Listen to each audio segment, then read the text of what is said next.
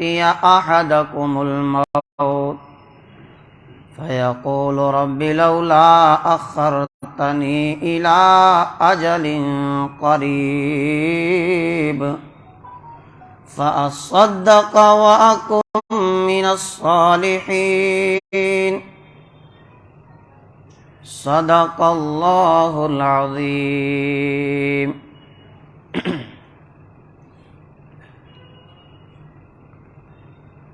برادران اسلام، اللہ تبارک و تعالیٰ کا بے حد فضل و کرم ہوا، جس خالق کائنات نے آج رمضان المبارک کا یہ تیسرا جمعہ مجھے اور آپ کو نصیب فرمایا۔ اللہ رب العالمین ہم سب کو اس مبارک مہینے کی قدردانی کی توفیق عطا فرمائے۔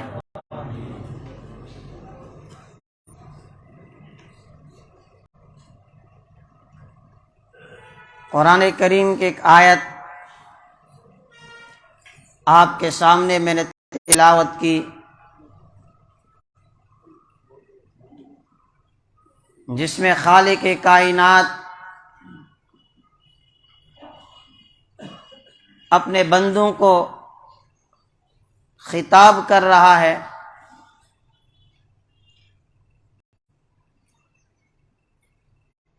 اور حکم دیا جا رہا ہے یا ایھا الذین آمنوا انفقوا مما رزقناکم من قبل ان یأتی احدکم الموت۔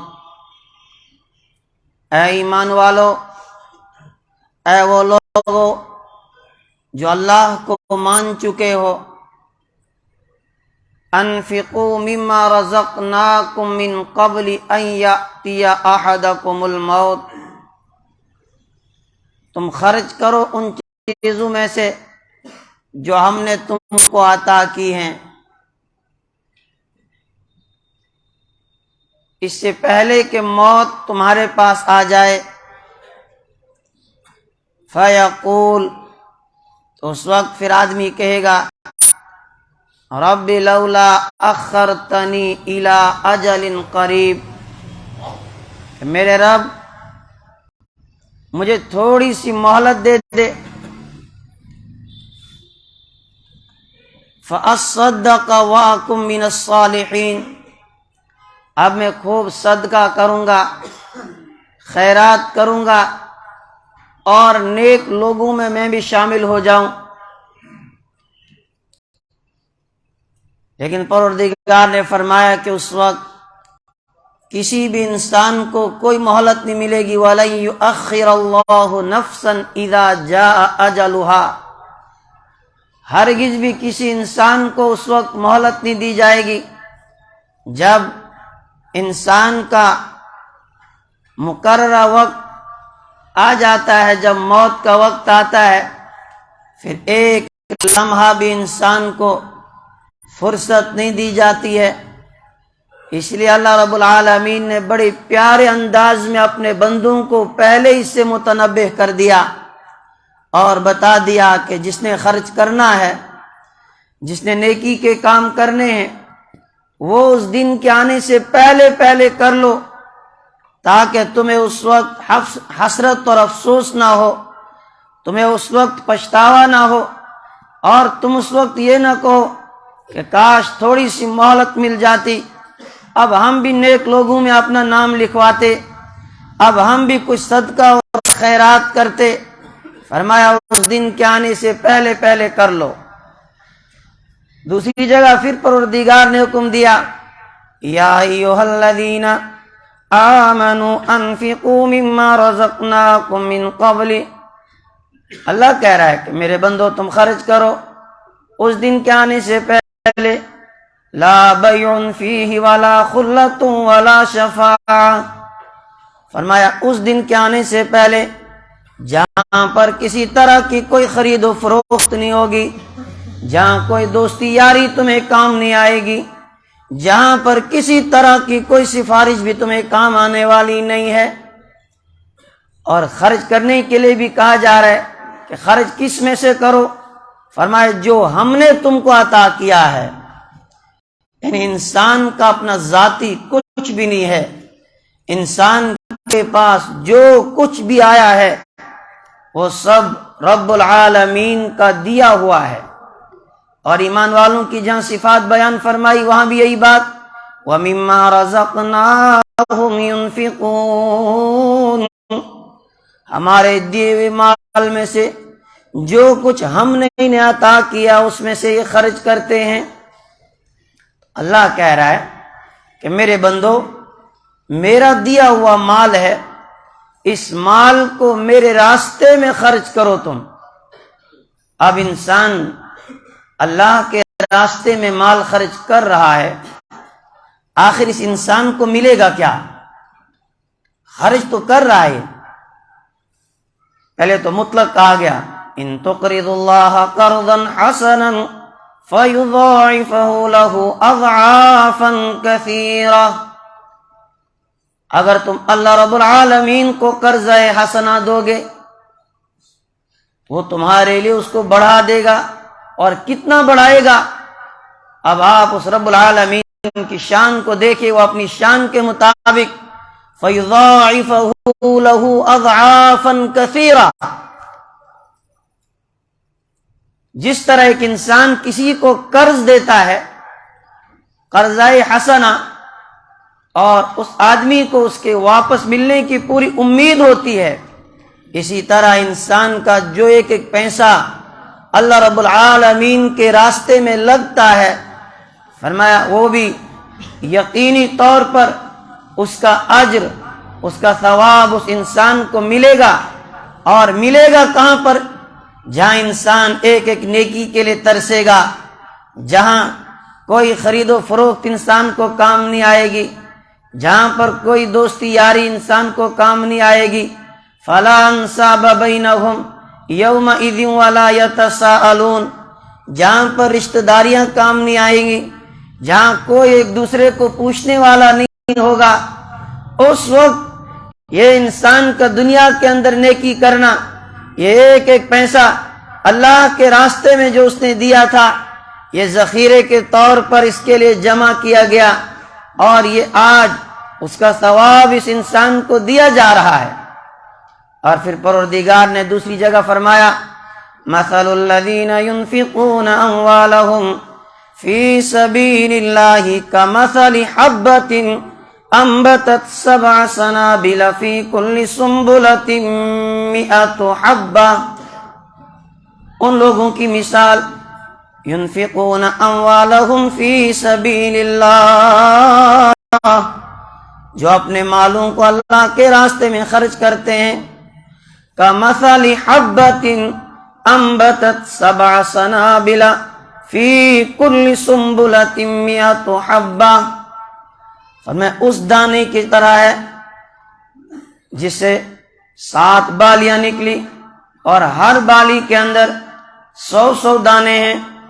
واللہ یضاعف لمن یشاء، اللہ اور بڑھا دیتا ہے، اضافہ کرتا ہے جس کے لیے چاہتا ہے۔ یا اس آیت کے اندر اللہ کے راستے میں خرچ کرنے والوں کی فضیلت بیان کی گئی، اور مثال سے سمجھایا کہ ایک انسان اگر اللہ کے راستے میں خرچ کر رہا ہے تو اس کو کتنا ثواب ملے گا۔ اس کو مثال سے یوں سمجھایا کہ جس طرح ایک کاشتکار، ایک کسان زمین کے اندر ایک دانہ بیج کا ڈال دیتا ہے، اور پھر اس بیج سے ایک پودا نکلتا ہے، اور اس پودے میں پھر 7 بالیاں ہوں، اور ہر بالی کے اندر 100 دانہ ہو، تو 700 دانے وہ بنتے ہیں۔ فرمایا صرف ایک دانہ اس نے زمین کے اندر ڈالا تھا، اس ایک دانے کے نتیجے میں 700 دانے اس انسان نے حاصل کیے ہیں۔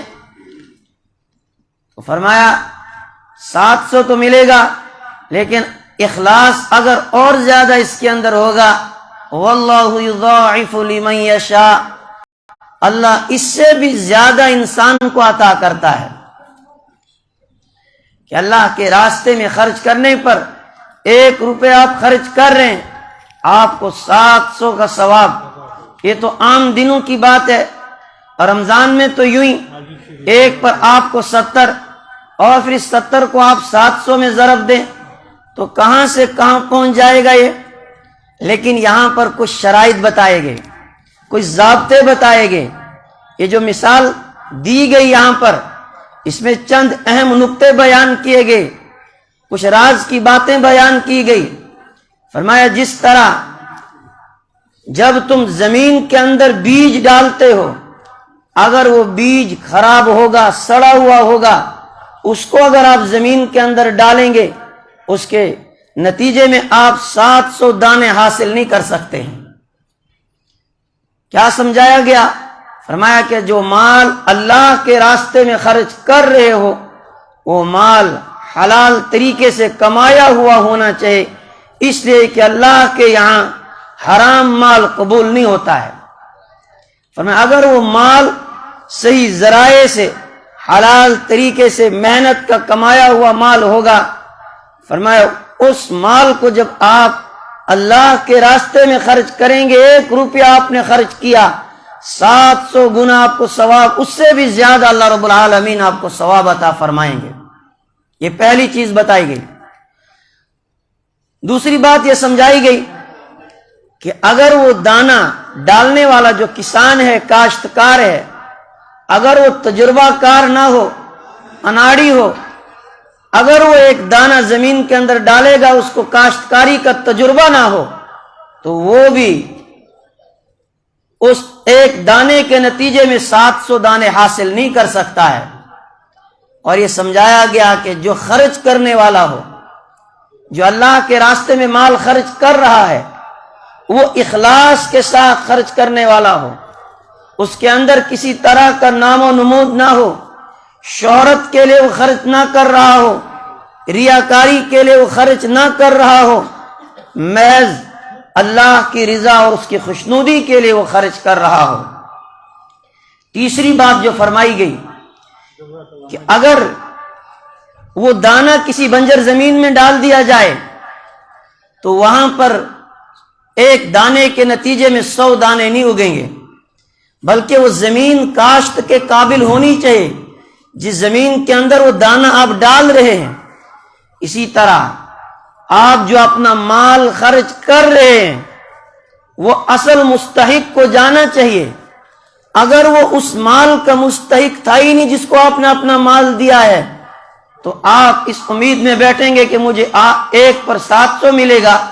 فرمایا نہیں، بلکہ تمہارا مال اصل مستحق تک پہنچنا چاہیے جو اس مال کا مستحق ہے۔ تو یہ فضیلت اس آیت کے اندر بیان کی گئی، اور پھر ساتھ میں ہی بتایا گیا کہ تم جب اللہ کے راستے میں مال خرچ کرتے ہو، الذین ينفقون فی سبیل اللہ ثم لا یتبعون ما انفقوا منا ولا اذى لهم اجرهم عند ربهم ولا خوف علیہم ولا هم يحزنون۔ وہ لوگ جو اپنا مال اللہ کے راستے میں خرچ کرتے ہیں، فرمایا پھر مال خرچ کرنے کے بعد کسی کے اوپر احسان نہیں جتلاتے ہیں، کسی کو تکلیف نہیں دیتے ہیں، دے کر اس کو ذلیل اور رسوا نہیں کرتے ہیں۔ فرمایا ان کا اجر ان کے رب کے ذمے ہے، انہیں اللہ رب العالمین بہترین اجر اس پر عطا کرے گا۔ پھر یہاں پر شرطیں بتائی گئی کہ مال تو تم خرچ کر رہے ہو، خرچ کرنے کے بعد تم احسان مت جتلانا کسی کے اوپر، بلکہ تمہیں احسان مند بننا اس شخص کا کہ اس نے تمہارا مال قبول کیا ہے اور اس پر تمہیں اللہ کی طرف سے اجر ملے گا۔ اور ایسا بھی نہیں کہ کسی کو مال دیا پھر اس کو آپ نے 10 باتیں سنا کے ذلیل بھی کر دیا، فرمایا اس پر بھی تمہیں ثواب ملے گا نہیں۔ قول معروف ومغفرۃ خیر من صدقۃ یتبعها اذی۔ فرمایا بہترین بات کہنا یا درگزر کر دینا یہ بہتر ہے اس صدقے سے، اس خیرات سے، اس مال کے خرچ کرنے سے جس کے بعد تکلیف دی جائے۔ یعنی اگر تمہارے پاس کچھ ہے نہیں، سائل تمہارے پاس آیا، اس کو نرمی سے منع کر دو، اور اگر وہ بدتمیزی کرتا ہے تم اس کے ساتھ بدتمیزی نہ کرو، تم اس کے ساتھ زیادتی نہ کرو، درگزر کر دو، اس کو واپس کرو۔ فرمایا یہ بہتر ہے اس سے کہ آپ نے اس کو مال بھی دیا اور ساتھ میں آپ نے اس پر احسان بھی جتلایا اور 10 باتیں بھی آپ نے اس کو سنائی۔ فرمایا اس سے اچھا تھا کہ تم اس کو نرمی سے سمجھا کے خالی ہاتھ بھیج دیتے اور اس کو تم اس طرح ذلیل نہ کرتے۔ آگے پھر حکم دیا، یا ایھا الذین آمنوا لا تبطلوا صدقاتکم بالمن والاذی۔ فرمایا اے ایمان والو، مت ضائع کرو اپنے مالوں کو احسان جتلا کر، کسی کو تکلیف دے کے۔ فرمایا اپنے مال ضائع مت کرو۔ کالذی ينفق مالہ رئاء الناس، اس شخص کی طرح جو اپنا مال دکھلاوے کے لیے خرچ کرتا ہے۔ مثلہ کمثل صفوان علیہ تراب فاصابہ وابل فترکہ صلدا۔ فرمائے جو آدمی دکھلاوے کے لیے، شہرت کے لیے اپنا مال خرچ کر رہا ہے، اس کی مثال کیا ہے؟ فرمائے ایک پتھر ہے، ایک چٹان ہے، اس کے اوپر تھوڑی سی دھول جمع ہو گئی۔ اب جب اس کے اوپر دھول جمع ہوئی، کوئی آدمی یہ کہے کہ میں اس میں بیج ڈال دوں، یہاں پر کچھ اگے گا، اتنے میں زوردار بارش آئی اور وہ جو دھول جمی ہوئی تھی اس چٹان سے اس دھول کو بالکل صاف کر دیا اور پتھر صاف رہ گیا۔ فرمایا یہی حال اس انسان کا ہے کہ جو اپنا مال خرچ تو کر رہا ہے لیکن اس میں اس کے اندر دکھلاوا ہے۔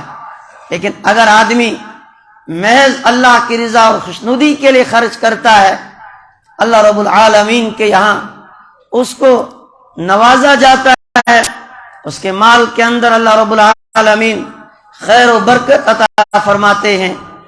ایک تو گیا نفلی صدقات و خیرات، اور دوسرا جو چیز ہمارے اوپر فرض کی گئی اور ایک مقام پر نہیں، قرآن کریم نے 32 مقامات پر ہمیں حکم دیا، اور نبی اکرم صلی اللہ علیہ وسلم نے فرمایا بنی الاسلام علی 5 شہادت اللہ الہ الا اللہ واقام الصلاۃ وایتاء الزکاۃ والحج وصوم رمضان، کہ اسلام کی بنیاد 5 چیزوں پر ہے۔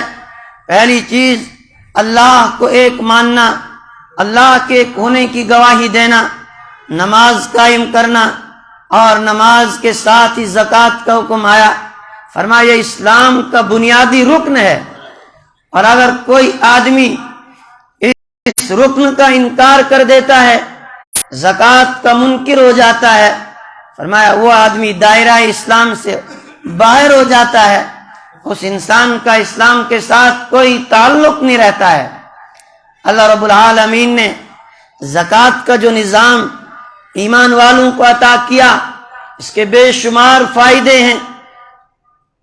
جہاں ایک مستقل عبادت ہے، اس کے ساتھ ساتھ یہ فرمایا گیا کہ معاشرے کے اندر سے افلاس ختم ہو جائے، غربت ختم ہو جائے، تاکہ معاشرے کے اندر کمزوروں کا، ضرورت مندوں کا خیال رکھا جائے، اور کوئی آدمی اگر اس حق کو ادا نہیں کر رہا ہے، جو غریبوں کا، ضرورت مندوں کا حق اس کے مال کے ساتھ ملا ہوا ہے، اگر وہ اس حق کو ادا نہیں کر رہا ہے تو اس کا مطلب یہ ہے کہ غریبوں کا حق ہڑپ کر رہا ہے۔ اور اللہ کے محبوب صلی اللہ علیہ وسلم نے فرمایا جب تم مال سے زکوٰۃ نہیں نکالتے ہو تو وہ زکوٰۃ کا مال چونکہ دوسروں کا حق تھا، وہ تم نے ان تک پہنچایا نہیں، تو وہ اصل باقی مال کو بھی پھر تلف کر دیتا ہے، پھر باقی مال بھی ہلاک ہو جاتا ہے۔ پھر وہ مال ہسپتالوں میں لگے گا، پھر وہ مال کورٹ کچہریوں میں لگے گا، پھر وہ مال تھانوں میں اور ادھر ادھر خرافات کے اندر وہ سارا کا سارا ضائع ہو جائے گا، اور وہ مال اللہ کے راستے میں نہیں لگے گا۔ نبی اکرم صلی اللہ علیہ وسلم نے فرمایا، ابو ہریرہ رضی اللہ تعالیٰ عنہ فرماتے ہیں من آتاہ اللہ مالا فلم یؤد زکاتہ، جس شخص کو اللہ رب العالمین نے مال عطا کیا پھر اس مال کی وہ زکوٰۃ ادا نہیں کرتا ہے، مثل له یوم القیامت شجاعا اقرأ له زبیبتان، کل قیامت کے دن اس کے اس مال کو ایک گنجے سانپ کی شکل دی جائے گی، لہو زبیبتان، اس کو جو ہے دو سیاہ نقطے ہوں گے، اور وہ گنجا سانپ اس کے دونوں جبڑوں کو پکڑے گا، ثم یأخذ بلحظمتیہ ثم یقول انا کنزک انا مالک، پھر اس سے وہ کہے گا کہ میں تیرا مال ہوں، میں تیرا خزانہ ہوں۔ اللہ کے حبیب صلی اللہ علیہ وسلم فرمایا ثم یطوقہ، فرمایا وہ مال ایک گنجے سانپ کی شکل میں اس کی گردن میں توق بنا کر ڈال دیا جائے گا، اور پھر وہ اس کو ڈھسے گا۔ اور قرآن کریم نے دوسرے مقام پر ایک جگہ فرمایا والذین یکنزون الذهب والفضة ولا ينفقونها في سبيل الله فبشرهم بعذاب علیم، وہ لوگ جو مال جمع کر کے رکھتے ہیں، جو سونا چاندی جمع کر کے رکھتے ہیں اور اللہ کے راستے میں اسے خرچ نہیں کرتے ہیں، ایسے لوگوں کو دردناک عذاب کی خوشخبری آپ سنا دیجئے۔ یوم یحمى علیہا فی نار جہنم فتکوی بہا جباہہم وجنوبہم وظہورہم ھذا ما کنزتم لانفسکم، فرمایا جس دن ان کے اس مال کو جہنم کی آگ کے اوپر تپایا جائے گا، اور پھر اس کے ذریعے سے ان کے چہروں کو، ان کی پیشانیوں کو، ان کے پہلوؤں کو داغا جائے گا، اور ان سے کہا جائے گا ھذا ما کنزتم لانفسکم، یہ ہے وہ مال، یہ وہ خزانہ جو تم نے جمع کر کے رکھا تھا، فذوقوا ما کنزتم لانفسکم، چکھو آج تم اس مال کا مزہ جو تم نے آج تک جمع کر کر کے رکھا تھا۔ حضرت اسماء رضی اللہ تعالیٰ عنہا نبی اکرم صلی اللہ علیہ وسلم کے پاس آئی، آپ نے اس کے ہاتھ میں سونے کے کنگن دیکھے، آپ نے فرمایا تم ان کی زکوٰۃ ادا کرتی ہو یا نہیں؟ وہ کہنے لگی کہ نہیں۔ آپ نے فرمایا کیا تمہیں اچھا لگتا ہے کہ کل قیامت کے دن اس کے بدلے میں تمہارے ہاتھوں میں آگ کے کنگن پہنائے جائیں؟ یعنی آپ نے فوراً تنبیہ کی کہ آپ نے اگر یہ سونے کے کنگن پہنے ہیں ان کی زکوٰۃ ادا کرو، اگر ان کی زکوٰۃ تم ادا نہیں کرو گی تو پھر کل قیامت کے دن تمہارے ہاتھوں میں آگ کے کنگن پہنائے جائیں گے۔ میرے ایمانی بھائیو، نفلی صدقات کو آپ چھوڑیں، اگر آج کا مسلمان صرف اور صرف زکوٰۃ ادا کرے گا جو فرض ہے اس کے اوپر، جس کو ادا کرنا اس کے لیے ضروری ہے، اگر صرف وہ زکوٰۃ ادا کرتا ہے تو کوئی بھی آدمی معاشرے کے اندر ضرورت مند اور غریب باقی نہیں رہے گا۔ بڑا سا بڑا دیندار اپنے آپ کو کہنے والا، وہ بھی مکمل حساب کر کے زکوٰۃ ادا نہیں کرتا ہے، بس یوں ہی اندازے سے کچھ پیسے خرچ کرتا ہے اور وہ سوچتا ہے کہ میں نے زکوٰۃ ادا کر دی، بس کام ہو گیا۔ یہ جتنا بھی پیسہ زکوٰۃ کا آپ کے پاس ہے یہ دوسرے کا حق ہے، اور یہ اس تک پہنچانا آپ کی ذمہ داری ہے۔ اگر آپ نے نہیں پہنچایا، یاد رکھنا کہ یہ باقی مال کو بھی تلف کر دے گا، ضائع کر دے گا۔ اور شیطان انسان کو دھوکہ دیتا ہے، الشیطان یعیدکم الفقر، شیطان کہتا ہے کہ اگر تم نے مال خرچ کیا اور یہ مال کم ہو جائے گا، اللہ کے راستے میں دو گے، اللہ کہہ رہا ہے میں تم سے وعدہ کرتا ہوں کہ یہ مال بڑھے گا۔ شیطان کی بات پر ہمیں یقین ہے لیکن رب العالمین کی بات پر ہمیں یقین نہیں۔ اللہ کہہ رہا ہے جتنا خرچ کرو گے اتنا اس مال کے اندر میں اور اضافہ کر دوں گا۔ لیکن جو ضابطے بتائے گئے ان ضابطوں کو مد نظر رکھتے ہوئے اپنی زکوٰۃ کو آپ ان جگہوں پر دیں جہاں آپ کو لگ رہا ہے کہ یہ مستحق ہے، تحقیق کے بعد آپ اپنی زکوٰۃ کا مال خرچ کریں۔ ایسا نہ ہو کہ آپ آنکھ بند کر کے دے رہے اور آپ کی زکوٰۃ ادا ہی نہیں ہو رہی ہو۔ اس لیے میں نے پہلے آپ کو قرآن کریم کی آیت کی روشنی میں بتایا کہ ثواب تب آپ کو ملے گا جب آپ مستحق کو دیں گے۔ یا جتنے بھی پروفیشنل جو بھکاری ہیں جن کا پیشہ ہی بھیک مانگنا ہے، ایسے لوگوں کو پیسہ دینا یہ آپ گناہ کا کام کر رہے ہیں۔ یہ میں نہیں کہہ رہا، اس پر باضابطہ دارالعلوم دیوبند کا فتویٰ آیا ہے، اور وہ فتویٰ بھی یوں ہی آنکھ بند کر کے نہیں دیا گیا بلکہ قرآن و حدیث کی روشنی میں دیا گیا ہے۔ اللہ کے محبوب सल्लल्लाहु अलैहि वसल्लम के पास कुछ जवान आए, उन्होंने आपके सामने हाथ फैलाया कि हमें भी आप सदका दे दीजिए। आप सल्लल्लाहु अलैहि वसल्लम ने मना किया। आपने कहा नहीं दूंगा, आप कमा सकते हैं, जाओ कमाओ। आपने फरमाया अगर मैं देना चाहूं तो दे सकता हूं, लेकिन मैं नहीं चाहता हूं कि तुम भीख मांगो। ये इन लोगों की आदतें हमने खराब की, जिनका पेशा ही भीख मांगना, और इनके पास इतना पैसा जमा होता है कि ये ज़कात इनके ऊपर फर्ज हो चुकी होती है। लेकिन हम क्या करते हैं, जहां पर देना होता है वहां पर हम देते नहीं और इनको दे देते हैं। और मौजूदा दौर के अंदर जो चोर बाजारी चल रही है, कितने गैर इस वक्त मुस्लिम लुबादा ओढ़ कर हमारे पास आते हैं और वो हमारी ज़कात हमसे ले रहे हैं। और आए दिन सोशल मीडिया का जमाना है और दुनिया आपके सामने, आप देख रहे कितनी वीडियोस आ रही हैं, लेकिन इसके बावजूद भी, मना करने के बाद भी हम अपना पैसा ले दे के इन्हीं को दे देते हैं। और ये पैसा फिर कहां जाता है? शाम को जाके शराबी पीते हैं, शाम को जाके जुए खेलते हैं और तरह तरह के गुनाहों के कामों के अंदर वो उस पैसे को लगाते हैं। और अल्लाह कह रहा है तआवनु अलल बिर्रि वत तक़वा वला तआवनु अलल इस्मि वल उद्वान। किसी का ताउन करना हो, मदद करनी हो तो नेकी के कामों में करो, गुनाह के काम में किसी का मुआविन ना बनो। अल्लाह कह रहा है तुमने अपना माल खर्च करना था, किसको देना था? लिल फुकरा अल्लज़ीना उहसिरू फी सबीलिल्लाह ला यस्ततीऊना ज़रबन फिल अर्द। फरमाया उन लोगों को तुम अपना माल दो जो अल्लाह के रास्ते में रोके गए हैं, जो सफेद पोश हैं, जो किसी के सामने हाथ नहीं फैलाते हैं। उन लोगों को तलाश करो। लोग उनके जाहिर को देखकर, उनके लिबास को देखकर उन्हें मालदार तस्वर करते हैं, लेकिन उनके दिलों की हालत, उनके घर का हाल अल्लाह जानता है। फरमाए ऐसे लोगों को तलाश करके इन तक अपना माल पहुंचाओ। ये नेकी के काम करेंगे, उसमें भी तुमको बराबर का सवाब मिलेगा। इसलिए मेरे ईमानी भाइयों, जितने भी लोग आते हैं, आप जरूरतमंद को तलाश करके अपना माल उसको दें। इस वक्त बहुत सारे लोग फर्जी रसीदें लेकर आ रहे हैं, यही फर्जी डॉक्यूमेंट तैयार किए होते हैं। आप तहकीक करें, बदतमीजी आप किसी से ना करें।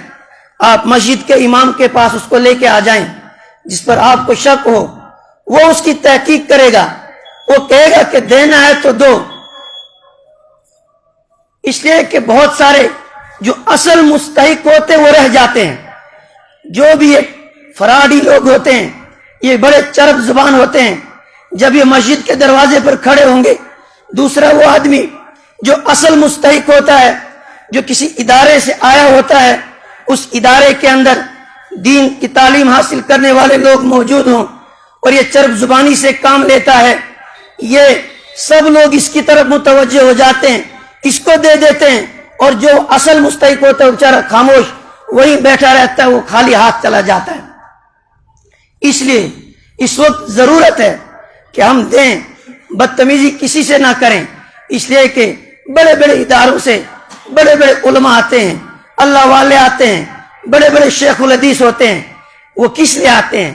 ताकि हम बच्चों को दीन की तालीम दें, हम बच्चों को कुरान की तालीम दें। और ये मदारिस जब तक जिंदा हैं, उस वक्त तक हमारी नस्लों का ईमान सलामत रहेगा, हमारे नस्लों का ईमान बचेगा।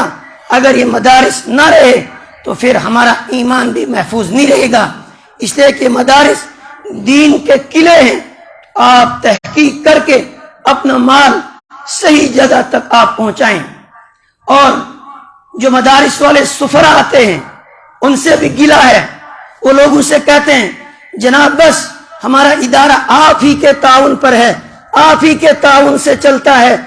हमारे इदारे में यतीम बच्चे, गरीब बच्चे, जरूरतमंद, भाई आप अपने आप को इतना कमजोर क्यों पेश कर रहे हैं? आप क्यों सब बच्चों को यतीम बना रहे हैं? आप क्यों कह रहे हैं आप ही के ताउन से हमारा इदारा चलता है? कोई भी इदारा, कोई भी तहरीक जो अल्लाह के लिए चलती है, वो किसी का मोहताज नहीं रहता है। उस इदारे का कफील खुद अल्लाह रब्बुल आलमीन होता है। वो ना मेरे चंदे से चलेगा, ना आपके चंदे से चलेगा। اللہ نے جس کے پیسے کو قبول کرنا ہوگا اللہ اس کے پیسے کو قبول کرے گا۔ آپ لوگوں سے کہیں کہ بھائی ہم فلاں ادارے سے آئے ہیں، یہ ادارے دین کے محافظ ہیں، یہاں نسلوں کے ایمان کو بچایا جاتا ہے، ہم اس ادارے سے آپ کی خدمت میں آئے ہیں، لہذا آپ جاتے ہوئے ادارے کا تعاون کریں۔ اللہ نے جس کے مال کو قبول کرنا ہوگا وہ آپ کو دے کے جائے گا، جس کا مال قبول نہیں کرنا ہوگا وہ نہیں آپ کو دے گا، لیکن اللہ رب العالمین کسی کا محتاج نہیں ہے۔ اس لیے میرے ایمانی بھائیوں، ضرورت سمجھ کے آپ صحیح جگہ پر اپنا مال خرچ کریں۔ اللہ رب العالمین مجھے بھی اور آپ کو بھی سمجھ عطا فرمائے۔ وآخر دعوانا ان الحمد للہ رب العالمین۔